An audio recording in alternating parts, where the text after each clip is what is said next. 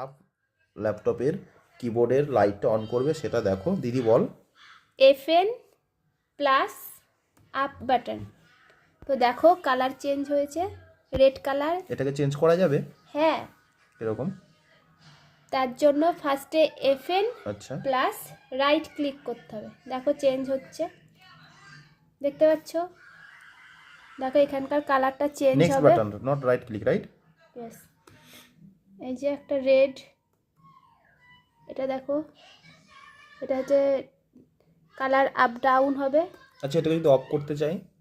এটা অফ করতে গেলে তার জন্য ফার্স্টে FN বাটন ক্লিক করতে হবে, তারপরে ডাউন। দেখো অফ হয়ে গেছে। আচ্ছা, দারুণ না? এটা একটা গেমিং ল্যাপটপ, খুব সুন্দর, তোমরা এটা কিনতে পারো। তো এইটা আমার ভাই আমাকে গিফট করেছে, দেখো কত সুন্দর। লাইটটা জ্বালা। FN আপ, দেখো, দেখেছো কালারটা চেঞ্জ হচ্ছে, কি সুন্দর, দারুণ লাগছে। Tick tick.